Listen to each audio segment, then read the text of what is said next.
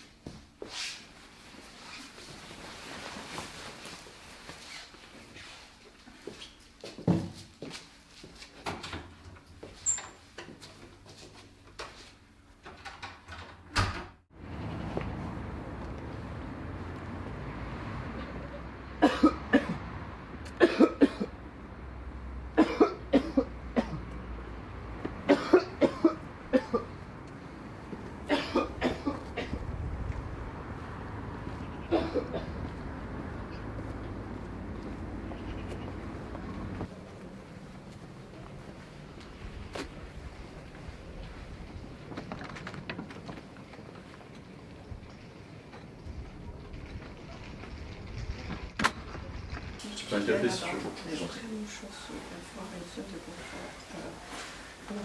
Le dossier c'est quoi? Je suis sur Bordeaux là, les inondations, une galère. C'est Strasbourg. C'est bien logé, et puis les enfants avec des infections de niveau 3. Ça arrête quand? Bon courage. Merci, possible.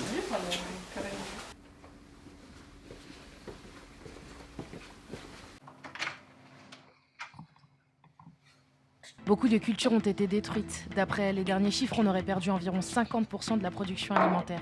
Un nouveau rationnement va être mis en place afin de répartir équitablement les ressources. Certains pays lancent un appel à la mobilisation et demandent que leurs enfants puissent être recueillis dans les zones moins touchées par les pics de pollution. Un conseil va être réuni en urgence afin d'évaluer les dommages. Des mesures seront prises en conséquence. Celles-ci, selon les hauts chefs, seront plus drastiques que lors de la précédente crise. Aucune autre information n'a été délivrée par le Conseil. Il devrait délivrer sa décision finale d'ici la fin de semaine. Je te dérange 2 secondes, j'ai un petit problème. J'ai reçu le dossier des Hollandais, ils sont une trentaine. Je sais pas du tout où les mettre. Ça va être compliqué avec moi parce que j'ai des familles qui arrivent de Brest avec des enfants qui ont des infections de niveau 3. Ouais, j'en ai entendu parler. Demande à Vincent sinon. J'ai regardé avec Vincent, il est sur le dossier Bordeaux. Il y a une inondation. Sinon tu peux essayer de le placer au gymnase de la Croix. Regarde s'ils ont encore de la place. Ok, je vais voir. Et toi, oublie pas, à 13h il y a le pic de pollution, faut qu'on aille chercher la bouffe avant. Ok, j'y penserai.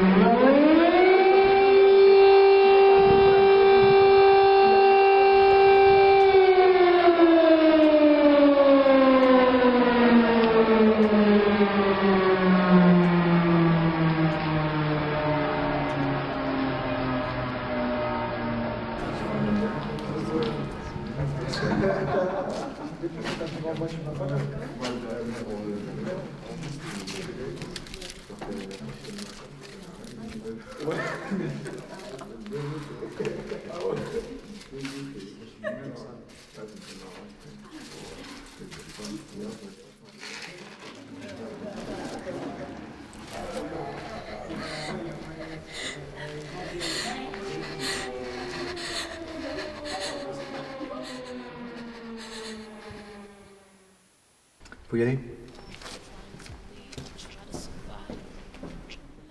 I'm trying to win, I'm trying to fight, I'm trying to live, I try to survive.